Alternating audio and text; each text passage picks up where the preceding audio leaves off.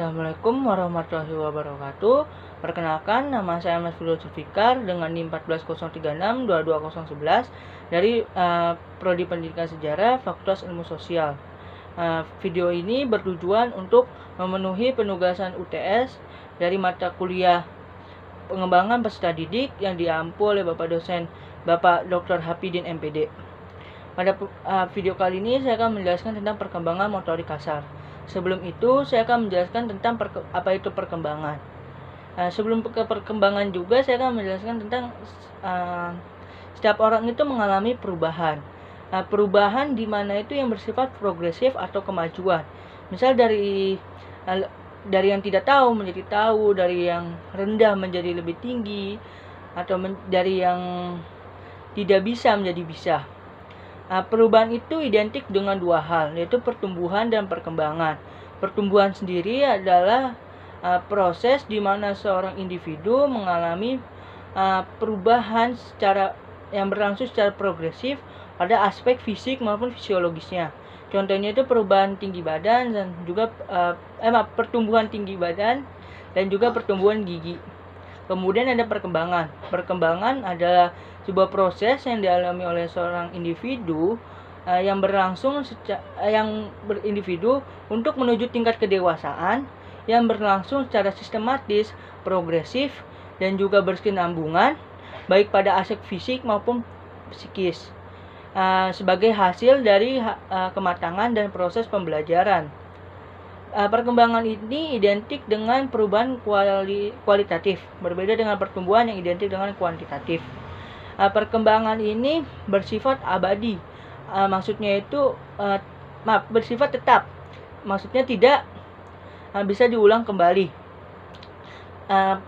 Kemudian perkembangan ini terdiri dari beberapa fase, yaitu ada 11. Pertama itu fase konsepsi, kedua ada fase prenatal atau dalam masa kandungan, ketiga itu ada proses kelahiran yang terjadi pada usia 0 hingga 9 bulan, keempat itu adalah fase bayi atau anak kecil di mana itu usia 0 hingga 1 tahun.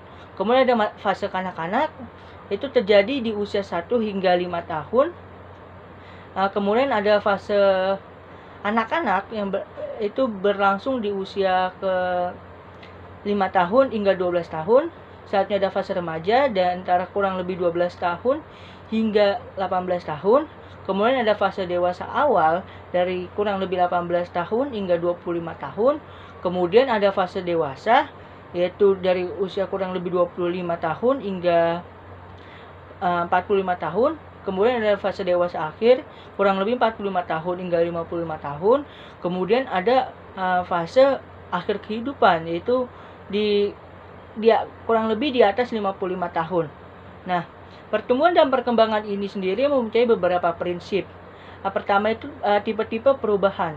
Di dalam tipe-tipe perubahan ini ada namanya perubahan ukuran, perubahan proporsional, perubahan hilangnya ciri-ciri lama, sama hadirnya atau munculnya ciri-ciri baru. Untuk perubahan ukuran, mungkin tadi juga sudah singgung, misal pertumbuhan tinggi badan atau pertumbuhan gigi. Kemudian ada juga ukuran misal proporsional, itu kan saat bayi itu misal kepala seorang anak itu tidak seimbang ukurannya dengan tubuh. Namun seiring berjalannya waktu, keproporsional atau keseimbangan antara misal ukuran kepala dengan tubuh itu mulai ada atau seimbang. Berikutnya itu tadi juga dijelaskan hilangnya ciri-ciri lama. Seperti misal dalam tahap perkembangan motorik kasar itu ada 3 tahap kan, pra-keterampilan, keterampilan, dan tahap penampilan. Di tahap pra-keterampilan itu ada dibagi jadi 3 tahap lagi, yaitu tahap gerakan refleks dan tahap gerakan integrasi sensoris serta tahap pola pengembangan gerakan dasar. Nah, di tahap gerakan integrasi sensoris ini sebagai contoh saya ambil, itu ada hilangnya ciri-ciri yang lama seperti refleks, misal gerakan-gerakan yang tidak teratur dan sangat kasar seperti merangkak, menendang-nendang. Nah, di tahap gerakan integrasi sensoris ini gerakan-gerakan atau ini mulai hilang, ciri-ciri ini mulai hilang seperti seorang bayi itu menendang-nendang secara kasar, itu mulai tidak ada seiring berjalannya waktu. Kemudian juga kan tadi juga saya jelaskan hadirnya ciri-ciri baru atau munculnya ciri-ciri baru. Nah, di gerakan integrasi sensoris ini ciri-ciri barunya itu bisa dikatakan seorang anak itu bisa mengintegrasikan sensorisnya, bisa mengkoordinasikannya dengan lebih baik. Contohnya misal dia saat berjalan itu kan perlu koordinasi atau integrasi antara mata dan juga otot kakinya. Atau mungkin saat dia dari posisi tidur ke posisi duduk, anak itu menggunakan sensoris telinga, mata, dan juga ototnya. Selanjutnya di prinsip perkembangan itu juga ada namanya pola perkembangan fisik, di mana ada dua hukum, yaitu Cepalo-Caudal, yaitu adalah hukum di mana perkembangan fisik itu dimulai dari atas ke bawah. Makanya tuh biasanya kita bisa lihat fisik perkembangannya itu lebih awal itu di atas. Seperti misalnya mungkin dia lebih awal bisa itu melihat atau mendengar ketimbang dia berjalan. Selanjutnya itu ada hukum primordial. Nah, itu di situ dia perkembangan fisik itu dimulai dari sumbu utama menuju ke bagian-bagian lain. Contohnya itu perkembangan jantung terlebih dahulu, baru ke perkembangan yang menjalar ke tangan misal. Berikutnya dari prinsip perkembangan dan pertumbuhan itu adalah individu itu memiliki perbedaan individu. Jadi kita tidak bisa menyamakan antara individu satu dan individu yang lain. Berikutnya dari prinsip perkembangan juga itu ada bersifat periodik, maksudnya itu bertahap-tahap, alias tidak langsung bisa. Misal dari tidak bisa menjadi bisa, itu tidak langsung, ada tahap-tahapannya. Berikutnya di setiap tahap-tahapan itu memiliki tujuan-tujuannya sendiri. Misal dalam perkembangan motorik kasar itu kan ada 3 tahap, yaitu praketerampilan, pengembangan, dan keterampilan. Tahap praketerampilan itu bertujuan untuk mengenalkan, untuk mengenalkan bahwasannya ada kemampuan motorik kasar pada anak. Kemudian ada di pengembangan. Nah, seperti namanya itu kan dikembangkan gerakan kasarnya. Dan terakhir keterampilan. Di situ penampilan motorik kasarnya itu ditampilkan tujuannya. Selanjutnya setelah membahas tentang fase, tentang prinsip perkembangan serta pengertian perkembangan, mungkin kita bisa beranjak langsung ke motorik kasar. Motorik kasar adalah kemampuan gerak tubuh menggunakan otot-otot besar untuk menggerakkan sebagian atau seluruh anggota tubuh. Gerakan motorik kasar ini bisa dilihat dari 3 gerakan, yaitu gerakan lokomotor, gerakan non-lokomotor, dan gerakan manipulatif. Gerakan lokomotor itu adalah gerakan di mana tubuh itu lokomotor adalah gerakan di mana tubuh itu bergerak dari tempat yang satu ke tempat yang lain. Contohnya itu saat kita berenang, saat kita berlari, saat kita berjalan, saat kita melompat, di mana itu kan tubuh itu berpindah tempatnya.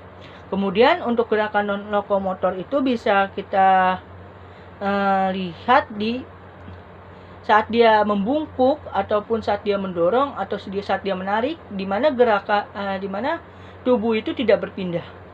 Selanjutnya ada gerakan manipulatif. Gerakan manipulatif itu adalah sebuah gerakan di mana memakai alat.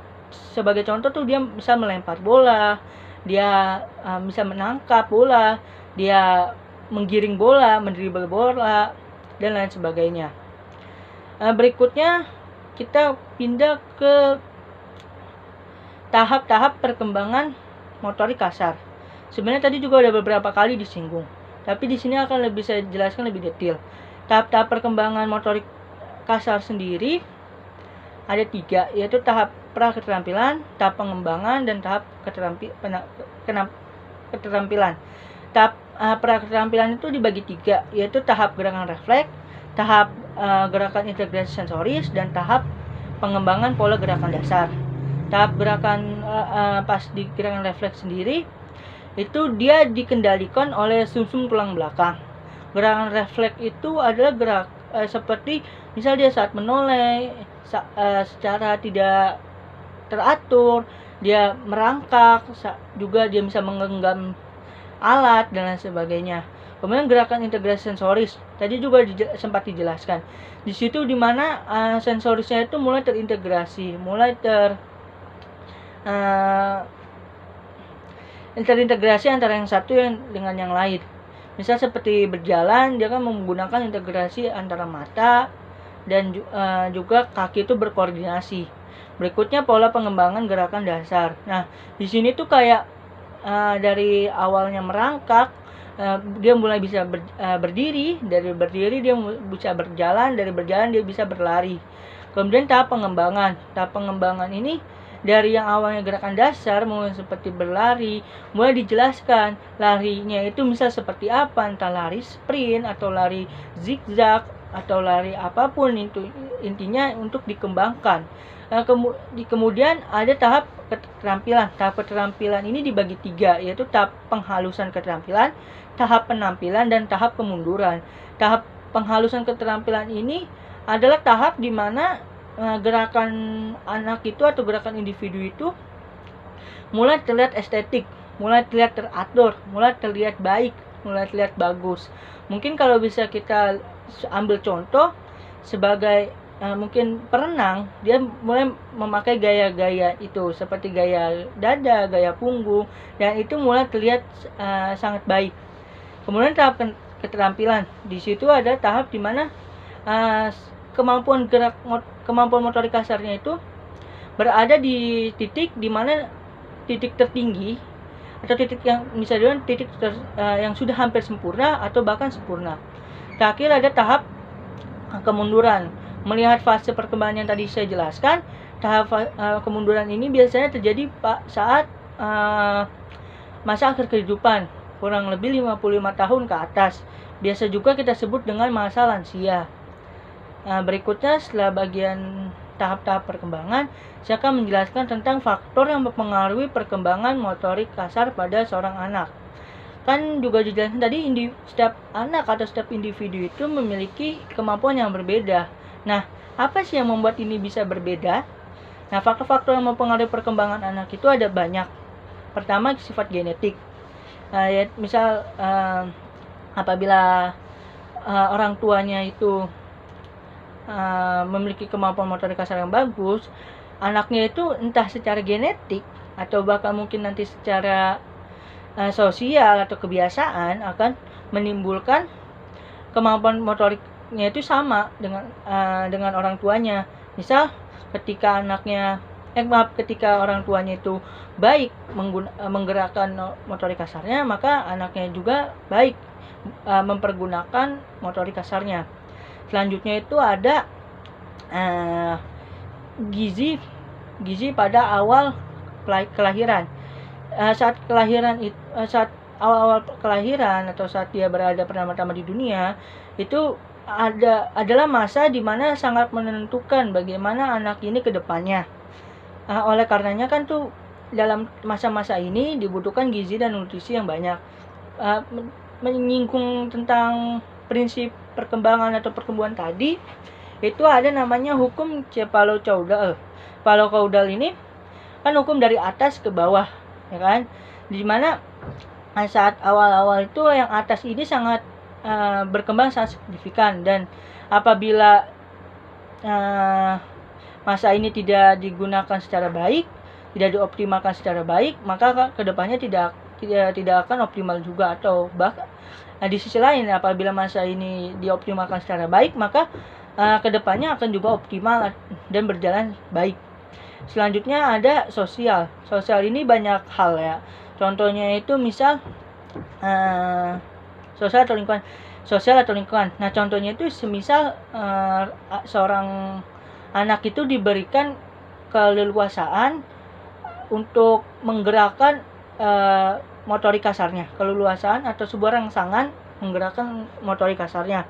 Contohnya seorang anak itu pada hari Minggu atau Sabtu mungkin diajak ke taman, misal dia juga mendapatkan kesempatan untuk mungkin misal berjalan di atas pantai, berjalan di atas tanah, dan itu tentu membuat perkembangan motorik kasarnya itu menjadi optimal.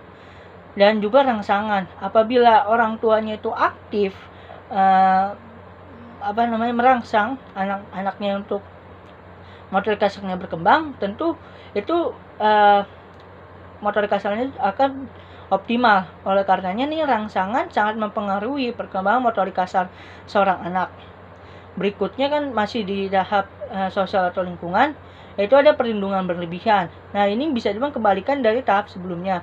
Perlindungan berlebihan ini membuat seorang anak tidak dapat mengembangkan motorik kasarnya itu secara optimal, karena dia tidak diberikan kesempatan atau fasilitas untuk melakukan itu, entah karena ketakutan atau bagaimana.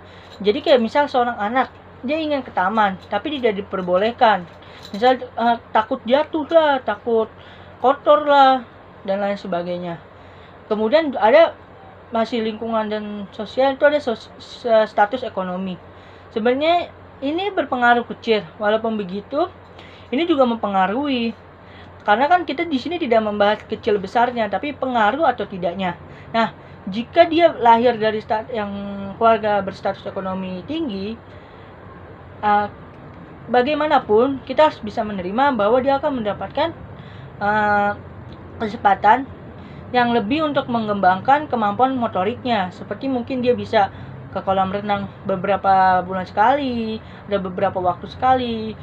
Dia bisa ke taman, mungkin dengan sarana transportasi yang memadai atau lain sebagainya. Selanjutnya ada cacat fisik. Sebenarnya cacat fisik ini kan memang sangat mempengaruhi ya. Memang maaf apabila seorang individu atau seorang anak itu memiliki cacat fisik, tentunya perkembangan motoriknya itu tidak akan lebih sama optimalnya dengan anak-anak yang tidak memiliki cacat fisik. Selanjutnya itu gizi. Ini kan juga bisa berhubungan dengan status ekonomi. Apabila status ekonominya dia baik, tentu gizi yang dia terima juga akan baik.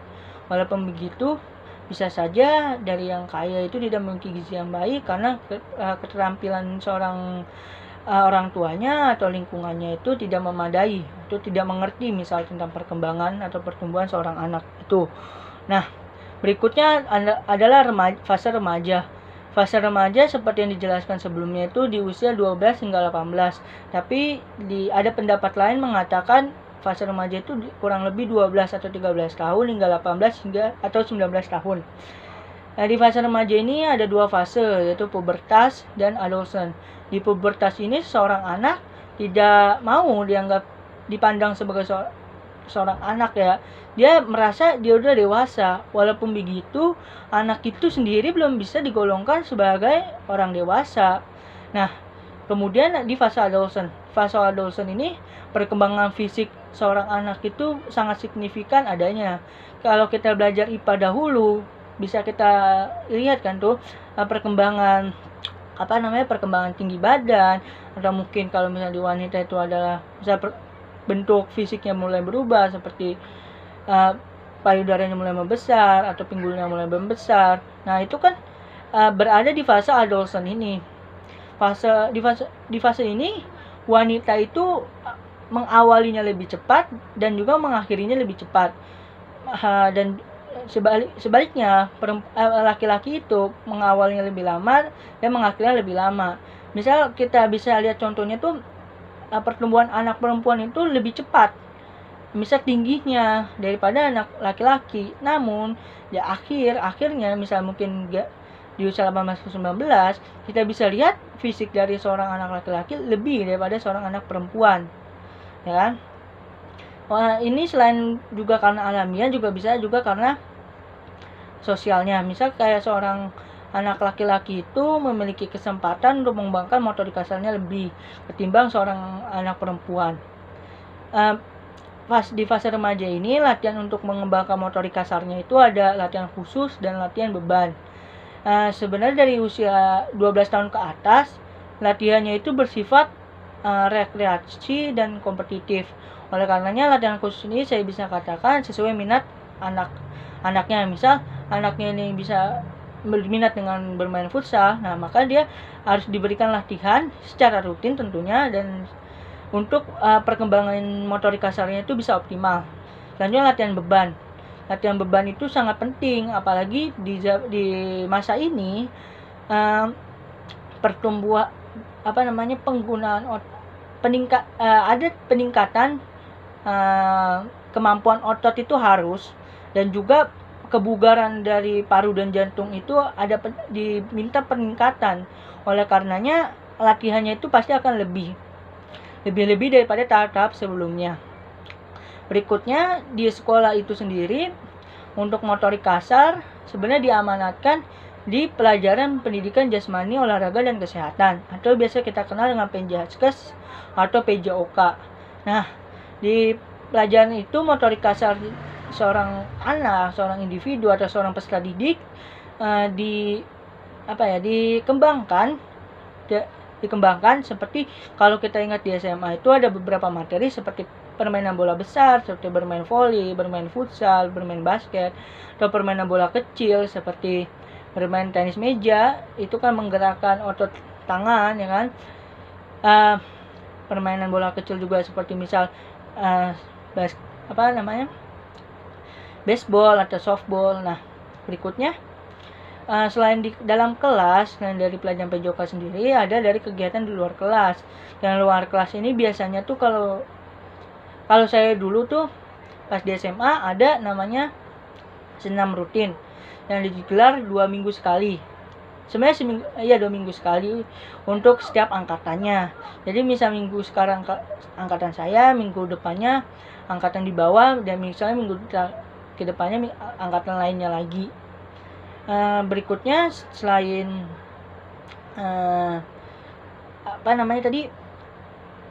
PJOK dan juga kegiatan luar kelas, biasanya tuh ada 2 kelas meeting ya kalau di sekolah. Kelas meeting ini biasanya terjadi di akhir semester atau setelah ujian. Di kelas meeting ini seperti namanya itu ada pertemuan antar kelas. Biasa dipertemukan di arena lapangan untuk berolahraga bersama.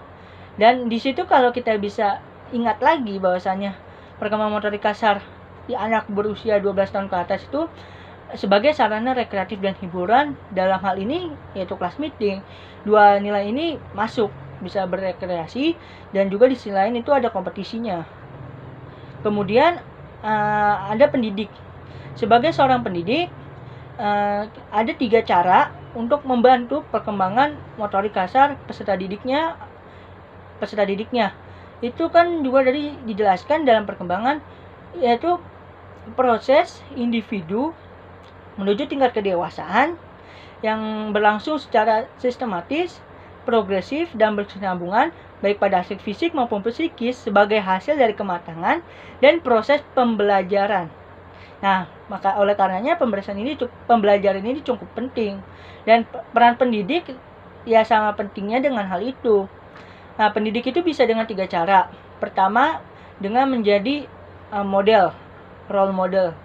Itu apalagi saat peserta didik kita itu masih anak-anak, yang dimana tingkat imitasi atau mengikuti orang dewasanya itu sangat tinggi. Kita bisa memainkan peran kita itu sebagai suri tauladan, kita sebagai contoh. Oleh karenanya kita harus mencontohkan bagaimana cara menggunakan atau memanfaatkan dan mengembangkan kemampuan motorik kasar ini. Contohnya misal kita harus menunjukkan, kalau misalnya mau jalan dekat aja, kita jangan memakai sepeda motor, kita harus misalnya jalan. Itu untuk mengembangkan kemampuan motorik kasar kita sendiri, dan juga untuk mencontohkan kepada peserta didik bahwasanya gunakanlah kemampuan motorik kasar kalian, jangan membuat itu terlena lah dengan teknologi yang sekarang. Kemudian selain modeling sendiri, ada juga sebagai fasilitator. Sebagai pendidik kita bisa memberikan sebuah kesempatan, sebuah fasilitas di mana peserta didik itu mampu mengembangkan motorik kasarnya. Contohnya, misalnya kita bisa berikan kesempatan mereka untuk ke kolam renang dalam beberapa pertemuan sekali dalam 1 semester, atau mungkin misal dalam pelajaran-pelajaran yang biasa di kelas, kita bisa sesekali kita keluar kelas, kita mengidentifikasi, membiasakan diri dengan lingkungan sekitar sekolah, atau mungkin bisa kita ke luar sekolah, bahkan misal ke museum atau lain sebagainya, selain untuk menambah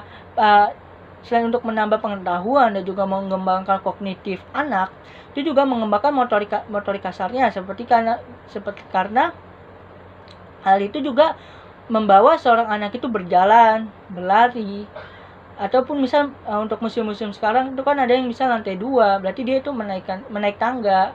Itu kan tentu membuat kemampuan motorik kasarnya itu berkembang atau terlatih.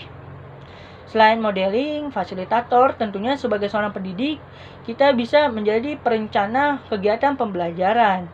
Nah, dari kegiatan perencana ini, kita bisa merencanakan tuh bahwasanya misal dalam satu semester kita bisa sesekali atau satu kali keluar kelas atau keluar sekolah, atau mungkin ke sebuah tempat olahraga seperti misal mungkin taman, lapangan, ataupun kolam renang, untuk membuat kemampuan motorik kasar anak itu berkembang atau terlatih. Sekian dari saya. Apabila ada kesalahan saya minta maaf. Wabillahi taufiq wal hidayah. Wassalamualaikum warahmatullahi wabarakatuh.